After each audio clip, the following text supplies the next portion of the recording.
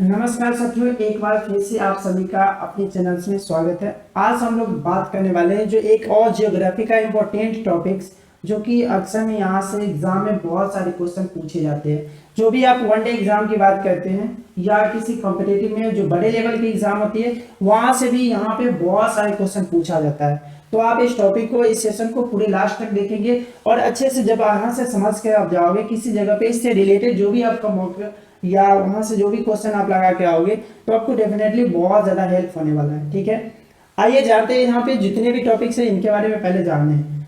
तो कह रहा है कि उत्तर पूर्वी पर्वतमाला। ओके, तो उत्तर पूर्वी पर्वतमाला में हम लोग जानेंगे इंडिया के जो सबसे उत्तर में उपस्थित जो पर्वतमाला है जिसका नाम हिमालय है।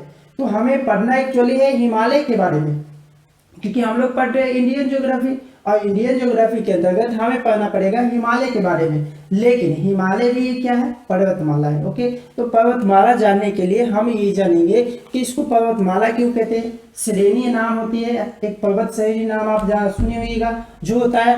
और दूसरी बात कहते हैं कि पर्वत होता क्या है, क्योंकि छोटे बड़े जो भी ऊंचाई होता है उसको कभी कभी हम लोग पठार भी बोल देते हैं, कभी पहाड़ी भी बोलते हैं। लेकिन ये पर्वत शब्द है, ये क्या होता है इनके बारे में पहले जानेंगे। और इन सभी के बारे में जानने के बाद लास्ट में हम लोग ये भी पढ़ेंगे हिमालय पर्वतमाला का और हिमालय पर्वतमाला के जो निर्माण होते हैं, और इसके साथ साथ यहाँ पे जो पर्वत के जो टाइप्स होंगे उन सभी टाइप्स के बारे में हम लोग यहाँ पे चर्चा करने वाले हैं। ठीक है, आगे की ओर बढ़ते हैं। सबसे पहला जो पॉइंट है जिसमें हम लोग पढ़ेंगे पर्वत के बारे में।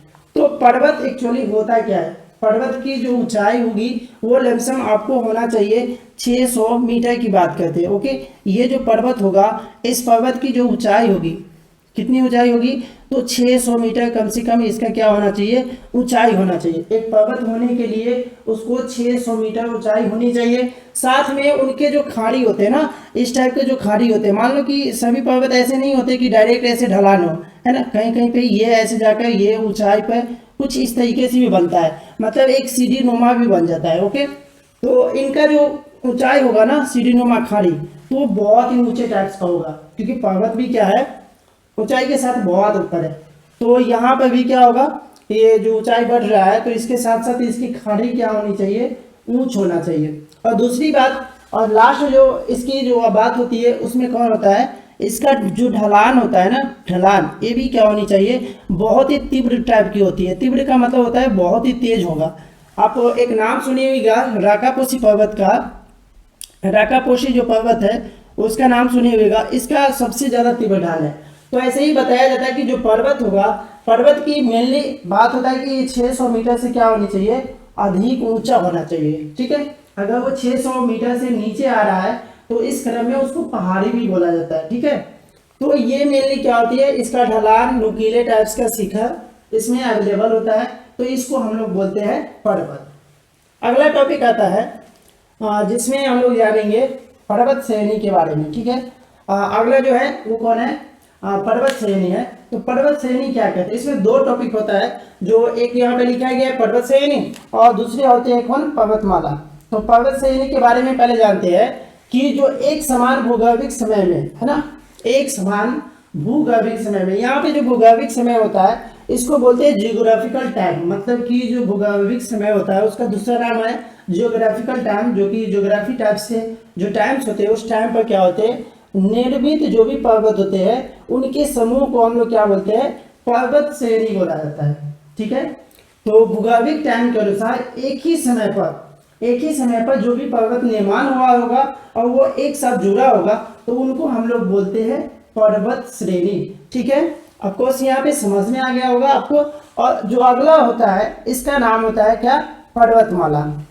एक होता है पर्वत श्रेणी और दूसरा नाम होता है जिसका नाम क्या होता है? पर्वतमाला। अब पर्वतमाला की बात करते हैं तो यहाँ पर इन दोनों में एक ही चीज डिफरेंट है कि ये भूगर्भिक समय के अनुसार बात करते हैं तो समान है ना। यहाँ पे जो भूगर्भिक समय क्या है? समान है। तो इसका जो भूगर्भिक समय होगा ये क्या होगा? अलग अलग होगा। ठीक है, इसका जो भूगर्भिक समय होगा वो क्या होगा? अलग अलग, मतलब कि एक टाइम में वो नहीं बना होगा। ओके, तो ये जो पर्वत श्रेणी होता है एक ही टाइम में बनता है। मतलब कि आप देखे होइएगा हिमालय होता है तो हिमालय में बहुत सारे पर्वत श्रेणी है ना। पहले देखे होइएगा ट्रांस हिमालय आता है, वृहद हिमालय आता है, मध्य हिमालय तथा शिवालिक। मतलब कुल मिलाकर कितनी श्रेणी होती है, तो 4 श्रेणी में बांटा हुआ है, ठीक है। 4 श्रेणी में ये क्या हुआ है, बटा हुआ है। लेकिन इन सभी को मिलाकर एक साथ जब पढ़ते हैं इसको बोलते हैं हिमालय पर्वतमाला, हिमालय पर्वतमाला बोलते हैं, ठीक है। इसको क्या बोलते हैं हम लोग, हिमालय पर्वतमाला। जब एक साथ बनेगा तो क्या बोलते हैं उसको, हिमालय पर्वतमाला। लेकिन इसी में जो श्रेणी होती है अलग अलग स्थान पर बना होता है, उसको हम लोग क्या बोलते हैं, जो समय होगा समान होगा तो वो पर्वत श्रेणी होगा, और जो अलग अलग भूगोलिक समय में बनेगा उनको हम लोग बोलते हैं क्या, पर्वतमाला बोलते हैं, ठीक है। तो इस तरीके से जो श्रेणी होता है जो एक समय भूगोलिक समय में बन जाता है, और जो पर्वतमाला होती है वो अलग अलग भूगोलिक समय में बनता है। तो इस तरीके से जो पर्वत हो गया, पर्वत श्रेणी हो गया, और तीसरा क्या हो गया, पर्वतमाला। ओके, अब हम जानेंगे पर्वतों के प्रकार के बारे में, जिसमें सबसे पहले जानते हैं पर्वत के जो प्रकार होते हैं। तो इसमें जो सबसे पहला प्रकार है जिसका नाम क्या है, वलित पर्वत। दूसरा है जो है ज्वालामुखी पर्वत। तीसरा आता है भ्रंश पर्वत, और चौथा आता है क्या, अपशिष्ट पर्वत। ओके, कुल मिला के बात किया जाए तो 3 है, वलित पर्वत, ज्वालामुखी, भ्रंश, और क्या होते हैं, अपशिष्ट पर्वत। ओके, तो सबसे पहले हम लोग जानते हैं वलित पर्वत के बारे में, ठीक है ना। सबसे पहले जानते हैं वलित पर्वत के बारे में। तो कह रहा है कि 2 या 2 से जो अधिक टेक्टोनिक प्लेट होते हैं जो आपस में टकराते हैं, ठीक है। अब देखिएगा जो हमारा पृथ्वी है तो यहाँ पे बहुत सारे छोटे छोटे प्लेट होते हैं, छोटे छोटे बहुत सारे क्या होते हैं, प्लेट में बिखरा हुआ है। और ये जब 2 प्लेट की बात करते हैं, अगर 2 प्लेट यहाँ से आ रहा है, ठीक है, एक प्लेट ये हुआ, और ये जब दो प्लेटों का क्या होता है, ये इधर की ओर जा रहा है और ये इधर की ओर आ रहा है, ठीक है। तो जब दोनों प्लेटों का टकराव होता है तो इस बीच में बहुत सारे क्या होते हैं, मलबे उपस्थित होता है, ठीक है। मलबे जिसको चट्टान बोलते हैं, छोटे छोटे, ये सब यहाँ पे क्या होता है, उपस्थित होता है। अब दोनों तरीके से ये इधर से आ रहा है और ये इधर से जाएगा, तो दोनों प्लेट के बीच में क्या होगा, एक दाब क्रिएट होगा, मतलब दाब बहुत ज़्यादा बनेगा। और इस दाब के कारण क्या होता है, यहाँ जो मलबे बने होते हैं वो आपस में क्या होती है, ऊंचाई पकड़ने लगता है, ऊपर की ओर बढ़ने लगता है, ठीक है। और जब इसी ऊंचाई के साथ क्या होगी, यहाँ की मिट्टी जब बढ़ जाएगा तो इसी को हम लोग क्या बोलेंगे, पर्वत बोल देते हैं, ठीक है। इसको नाम दिया जाता है, क्या नाम, वलित पर्वत। क्या नाम देते हैं, वलित पर्वत, ठीक है। तो इसी तरीके से जो जब 2 टेक्टोनिक प्लेट आपस में आएगा तो इस बीच में जो बड़े मलबे होते हैं वो आपस में क्या होते हैं, बढ़ जाता है, और इसी को हम लोग बोलते हैं क्या, वलित पर्वत बोलते हैं, ठीक है। वलित पर्वत के यहाँ पे बहुत सारे उदाहरण जो दिया गया है, जिसमें सबसे पहला उदाहरण है हिमालय का। ओके, सबसे पहला उदाहरण क्या है, हिमालय, क्योंकि हिमालय हमारे भारत के उत्तर में उपस्थित है। तो हम जानेंगे हिमालय के बारे में। हिमालय में कहाँ पे स्थित है, तो एशिया में है। और एशिया में कहा है कि जो यूरेशिया है, एशिया के जो सबसे उत्तरी भाग होता है उसको हम लोग यूरेशिया बोलते हैं, ठीक है। तो जो यूरेशिया प्लेट है तथा इंडो ऑस्ट्रेलियन प्लेट, आप देखे होगा, इंडो ऑस्ट्रेलियन इसलिए बोला जाता है कि जब आप आगे पढ़िएगा उसमें जो प्लेट होते हैं गमन करते हैं तो उसमें टूट फूट कर क्या होते हैं, बिखर भी जाते हैं। तो जो ऑस्ट्रेलिया वाला प्लेट है, जो इंडिया वाला प्लेट है, एक समय में दोनों प्लेट एक साथ हुआ करता था, और जब दोनों बिछाना शुरू हुआ, आगे की ओर बढ़ा, तो जो इंडो ऑस्ट्रेलियन प्लेट है जो कि हमारे इंडिया वाला प्लेट है, और जो ऑस्ट्रेलिया वाला एक प्लेट है जो कि वहाँ पे ऑस्ट्रेलिया महाद्वीप बना हुआ है, ठीक है। तो 2 तरीके के जो प्लेट था, तो इसीलिए इसका नाम क्या है, इंडो ऑस्ट्रेलियन प्लेट।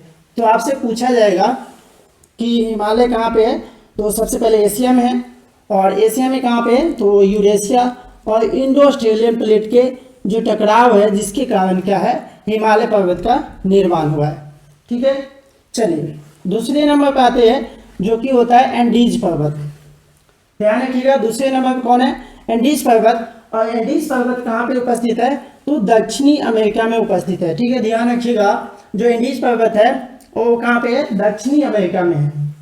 और दक्षिणी अमेरिका में ये जो पर्वत बना हुआ है वो दक्षिणी अमेरिका प्लेट तथा नाजिका प्लेट के कारण बना हुआ है ना। दक्षिणी अमेरिका प्लेट व नाजिका प्लेट के टकराव के कारण बना हुआ है। ओके, अगला उसके बाद कहते हैं रॉकी पर्वत। रॉकी पर्वत कहाँ पे, तो उत्तरी अमेरिका में है, और ये जो बना हुआ है उत्तरी अमेरिका प्लेट तथा नाजिका प्लेट से मिलकर बना हुआ है ना। उत्तरी अमेरिकन प्लेट तथा नाजिका प्लेट दोनों के बीच में टकराव के कारण जो बना हुआ है वो कौन है, रॉकी पर्वत, और ये क्या है, एंडीज पर्वत। आप देखे होइएगा जो उत्तरी अमेरिका वाला है तो ऊपर वाला जो हिस्सा है उसके बाद नीचे जो देखे होइएगा आप इस तरीके से ये होता है मतलब दक्षिणी अमेरिका और ये होता है उत्तरी अमेरिका, ठीक है। तो इस बगल में रॉकी पर्वत है और इस बगल में क्या है, एंडीज पर्वत है, और इधर क्या होती है, नाजिका प्लेट है। तो यहाँ पे भी नाजिका प्लेट के साथ टकराव होता है और इस जगह पे भी नाजिका प्लेट के साथ टकराव होता है, और जिसके कारण यहाँ पे क्या होती है, वलित पर्वत का निर्माण होता है। तो इस जगह पे जो वलित पर्वत का निर्माण होगा उसको हम बोलते हैं रॉकी पर्वत, और नीचे यहाँ पे जो बना हुआ है इसको हम लोग बोलते हैं क्या, एंडीज पर्वत के नाम से जानते हैं, ठीक है। आइए जो लास्ट पर्वत है इसका एक उदाहरण है जो कि कौन है, यूरोप में उपस्थित है, आल्प्स पर्वत। ओके, आल्प्स पर्वत कहाँ पे है, यूरोप में है, और ये यूरेशियन प्लेट तथा अफ्रीकन प्लेट दो प्लेटों से मिलकर बना हुआ है। यूरेशियन प्लेट और अफ्रीकन प्लेट, ये जब दो प्लेट आपस में टकरा हुआ तो उसके बाद जो बना है वो कौन है, आल्प्स पर्वत, ठीक है।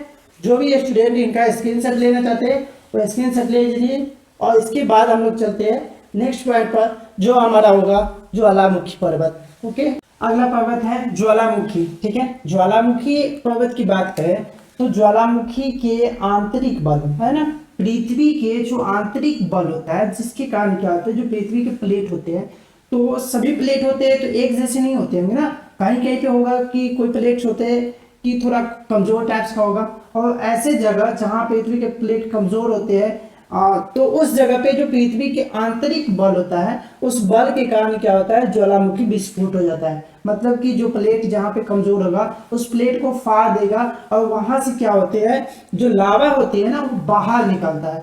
एक बात ध्यान रखिएगा, इस लावा के साथ एक और चीज होता है जिसका नाम होता है क्या, मैग्मा। क्या नाम होता है, मैग्मा। तो ये जो लावा और मैग्मा होता है, तो मैग्मा जो होता है एक्चुअली जब पृथ्वी के अंदर रहेगा तो इसको हम बोलते हैं मैग्मा, और जब यही मैग्मा क्या होगा, पृथ्वी के ऊपर आ जाएगा, सतही पे आ जाएगा, तो इसको हम बोलते हैं क्या, लावा बोल देते हैं, ठीक है। और ये जो लावा होते हैं जब विस्फोट के कारण जब बाहर निकलेंगे तो ये दो तरीके का निकलता है, एक निकलता है जो कि अम्लीय होता है और दूसरा क्या होता है, क्षारीय होता है, ठीक है। एक क्या होता है अम्लीय, तो दूसरा क्या होता है, क्षारीय होता है। और जो अम्लीय होगा तो क्या बना देगा, तो ये बनाएगा पर्वत, क्या बना देगा, तो पर्वत बना देगा। और यहीं पे बात करते हैं क्षारीय की, तो क्षारीय से क्या बन जाता है, पठार बन जाता है। ओके, तो यहाँ पे जो पृथ्वी के आंतरिक बल के कारण जो ज्वालामुखी विस्फोट हुआ था और उसमें क्या निकला था, लावा, और लावा को ही क्या बोलते हैं, मैग्मा बोलते हैं। और मैग्मा क्या होती है, जब पृथ्वी के अंदर होता है लावा तो उसको मैग्मा बोल देते हैं, और जब सतही पे आ जाता है सतह के ऊपर तो इसको हम लोग बोल देते हैं क्या, लावा बोल देते हैं। और ये जो मैग्मा होती है दो प्रकार का होता है, एक होता है अम्लीय और दूसरा क्या होता है, क्षारीय होता है। जब अम्लीय की बात करते हैं तो अम्लीय क्या बना दिया, पर्वत, और ये जब क्षारीय की बात करते हैं तो क्षारीय क्या बना दिया, पठार बना दिया, ठीक है। इसको ध्यान रखिएगा। मेन इसका जो उदाहरण होते हैं ना, जो अक्सर एग्जाम में पूछा जाता है कि कौन सा पर्वत कहाँ पे है, ये पर्वत किस जगह पे लोकेटेड है, तो इससे रिलेटेड जो भी सवाल आता है जो कि यहीं से बनने वाला है। तो सबसे पहला देखते हैं कि हवाई द्वीप, एक नाम सुने होगा, हवाई द्वीप जो कहाँ है, मोनालाव पर्वत नाम से जाना जाता है। इसको किस नाम से जानते हैं, मोनालाव पर्वत। और ये जो हवाई द्वीप समूह है मोनालाव पर्वत कहाँ पे है, तो ये अमेरिका में उपस्थित है। कहाँ पे है, तो अमेरिका में। अमेरिका का जो हवाई द्वीप है, तो अमेरिका की जो हवाई द्वीप है मोनालाव पर्वत जो कहाँ पे स्थित है, अमेरिका में। और ध्यान रखना कि ये जो है किस तरीके का है, तो क्षारीय है, और क्षारीय होने के कारण ये क्या बना दिया, पठार जैसा, और जिसको हम सतही टाइप्स के देखते हैं तो ये भी क्या है, एक ज्वालामुखी पर्वत है। अगला आता है कि माउंट एटना, जो अगला पर्वत है जिसका नाम क्या है, माउंट एटना। और ये जो माउंट एटना पर्वत है ये कहाँ पे है, इटली में है। कहाँ पे है, इटली में। तो ध्यान रखिएगा माउंट एटना कहाँ पे है, दिल्ली में। और ये क्या है, सिसिली द्वीप पर, इटली में एक सिसिली द्वीप है, सिसिली सर्डिया, तो उस बगल में यहाँ पे क्या है, सिसिली द्वीप है। तो सिसिली द्वीप पे कौन सा है, माउंट एटना ज्वालामुखी जो कि क्या है, एक ज्वालामुखी पर्वत का उदाहरण है और ये सिसिली द्वीप पर स्थित है। उसके बाद अगला बात करते हैं तो माउंट फूजी, ये भी बहुत इंपॉर्टेंट है और ये बहुत ज़्यादा पूछा गया है। माउंट जो फूजी है ना वो कहाँ पे है, जापान में है ना। जापान में ये जो माउंट है, माउंट एवरेस्ट ही, सॉरी, ये जो आपका पर्वत है वो कहाँ पे है, जापान में है ना। जापान में कौन है, माउंट फूजी। माउंट एटना कहाँ पे, इटली में है। और हवाई द्वीप समूह जो इसको मोना लावा पर्वत बोलते हैं वो कहाँ पे, अमेरिका में, जो कि एक क्षारीय है और क्षारीय होने के कारण कहाँ पे, पानी में है ना, ये भी ध्यान रखिएगा। अगला आता है ओजस डेल सेलाडो और एकांकागुआ तथा क्या है, कोटोपैक्सी। ध्यान रखिएगा, ओजस डेल सेलाडो, एकांकागुआ और कोटोपैक्सी, इनमें से अक्सर एक न एक आपको एग्जाम में पूछा जाता है कि ये पर्वत कहाँ पे है और ये पर्वत किस टाइप की पर्वत है। तो ये जो पर्वत है ये क्या है, ओजस डेल सेलाडो, एकांकागुआ और कोटोपैक्सी, जो कि क्या है, ज्वालामुखी पर्वत है और जो कहाँ पे उपस्थित है, तो ये आपका दक्षिणी अमेरिका में उपस्थित है। ध्यान रखिएगा, ये कहाँ पे है, तो दक्षिणी अमेरिका में कौन है, ओजस डेल सेलाडो, एकांकागुआ और कोटोपैक्सी। तो ये जितने भी उदाहरण है ये आपको पहले ही याद करना होगा, ये उदाहरण ही आपको याद करना होता है। ये भी होता है लेकिन इसका उतना महत्व नहीं है जो कि ज्यादातर ये पूछा जाता है, ठीक है। तो इसको आपको क्या करना होगा, जल्दी याद करना होता है और ये एग्जाम में अक्सर पूछा जाता है, ठीक है। चलिए अगला जो पर्वत है जिसका नाम क्या है, भ्रंश पर्वत, ठीक है। अगला कौन सा है, भ्रंश पर्वत। अब भ्रंश पर्वत कैसे बनता है, तो पृथ्वी के जो अंतर्जात बल होते हैं ना, पृथ्वी के अंदर बहुत प्रकार के बल होते हैं, जिसमें से कहते हैं कि पृथ्वी के जो आंतरिक बल होते हैं, अंतर्जात बल होते हैं, जिसके कारण होता क्या है कि जो स्थल खंड होते हैं ना, एक भाग ऊपर और एक भाग कहाँ चला जाता है, नीचे की ओर। ऐसे कोई स्थल होता है तो ये जो स्थल हुआ इसका कुछ भाग है ना कट कर कहाँ हो जाता है, नीचे। अगर मान लो कि ये स्थल है तो एक भाग ऊपर चला गया, ठीक है। ये जो भाग हुआ वो इस तरीके कहाँ चला गया, तो ये भाग है जो ऊपर है और इस तरीके के जो एक और भाग है जो कि इस बीच में क्या हो जाएगा, ये हो गया नीचे वाला भाग और एक भाग और है जो इस बगल में क्या हुआ, ऊपर उठ गया। तो इस तरीके से क्या होती है, एक भाग होती है जो ऊपर की ओर होता है और दूसरा भाग कहाँ हो जाता है, नीचे की तरफ। तो जो ऊपर की तरफ है और बीच में एक भाग क्या है, धंस जाता है। तो ऐसे ही स्थल खंड का क्या होता है, एक भाग ऊपर चला जाता है और एक भाग नीचे चला जाता है और इस तरीके की जो भ्रंश बनता है, इस भ्रंश को ही हम लोग क्या बोलते हैं, भ्रंश पर्वत बोल देते हैं, ठीक है। जो क्या बनाता हो, भ्रंश का निर्माण करता हो, तो जिन दो पर्वतों के बीच में भ्रंश बना हुआ है उसको हम लोग बोलते हैं क्या, भ्रंश पर्वत। और ये एक ऊपर चला जाता है, दूसरा कहाँ होते हैं, नीचे की ओर धंस जाता है। तो इस तरीके से क्या बनता है, भ्रंश पर्वत। अब देखिएगा जो सतपुड़ा जो विंध्याचल है इनकी बात करते हैं तो ये भारत में है और इसी के बीच में देखिएगा, इसी भ्रंश में जो नर्मदा नदी घाटी है, जो नर्मदा नदी है जो यहीं पर क्या होती है, बहती है, ठीक है। तो इस तरीके से क्या बनता है, भ्रंश पर्वत। अगली बात कहते हैं कि उसका उदाहरण, सबसे इंपॉर्टेंट बात, उदाहरण ही पूछा जाता है ना। तो यहाँ पे लिखा हुआ है सियरा नेवादा, है ना। सियरा क्या है, नेवादा, जो कि यहाँ पे अमेरिका में स्थित है। ये ध्यान रखिएगा, जो सियरा नेवादा है ये पर्वत कहाँ पे, अमेरिका में है। और जो सतपुड़ा है विंध्याचल जो कहाँ पे, भारत में स्थित है, ओके। उसके बाद है वास्पिस पर्वत जो कहाँ पे, फ्रांस में स्थित है। वहीं पे ब्लैक फॉरेस्ट की बात करते हैं जो जर्मनी में है, तथा सॉल्ट रेंज कहाँ पे, पाकिस्तान में। तो सियरा नेवादा हो गया जो कहाँ पे हो गया, अमेरिका में। विंध्याचल और सतपुड़ा की बात करते हैं तो कहाँ हो गया, इंडिया में हो गया। वास्पिस पर्वत जो कहाँ पे, फ्रांस में। ब्लैक फॉरेस्ट जो कि सबसे बहुत ज्यादा ये भी चर्चित पर्वत है जो कहाँ पे, जर्मनी में है। और सॉल्ट रेंज जो कहाँ पे, पाकिस्तान में। तो इस तरीके से ये हुआ भ्रंश पर्वत और इनके उदाहरण। सबसे लास्ट में और अंतिम एक पर्वत है जिसका नाम होता है क्या, अवशिष्ट पर्वत, ठीक है। सबसे लास्ट में कौन होता है, अवशिष्ट पर्वत। और ये जो पर्वत बनता है वो बहिर्जात बल के कारण, ध्यान रखिएगा, जो पृथ्वी के अंतर्जात बल के कारण बनेगा वो भ्रंश पर्वत कहलाएगा। और जो क्या होगा, अवशिष्ट पर्वत होता है जो कि बहिर्जात बल के कारण होता है। और बहिर्जात बल में दो बल की बात करते हैं, एक होता है अपर्दन के कारण और दूसरा क्या होता है, अपक्षय के कारण। हाँ, या तो टूट फूट हो जाए या तो वहां से क्या हो जाए, उसका अपर्दन हो जाए। तो इस तरीके से क्या होती है, जो प्राचीन स्थल खंड होते हैं ना उनका रूपांतरण हो जाता है। कहने का मतलब जो प्राचीन स्थल खंड होगा ना तो वो क्या हो जाएगा, रूपांतरण हो जाता है। बड़े बड़े ऊंचे ऊंचे जो पर्वत होते हैं जहाँ से जो मिट्टी होता है उसका अपरदन हो जाना, उसका टूट फूट हो जाना, या किसी कारण से वहाँ पे क्या होना, उसका अपरदन हो जाना, दूसरे कारण से भी होती है, हवा से भी होती है, पानी से भी होती है। जब वो आता है तो क्या होती है, जो बड़े बड़े स्थल खंड होता है उसको तोड़ देता है और एक सिंपल से क्या होता है मैदान में मिला देता है। तो इस तरीके से जो भी यहाँ पे अपशिष्ट पर्वत क्या क्या हो जाएगा, निर्माण हो जाएगा। ओके, तो वही जात बल के कारण जिसमें अपरदन और अपक्षय के कारण जो पर्वत बनेगा उसको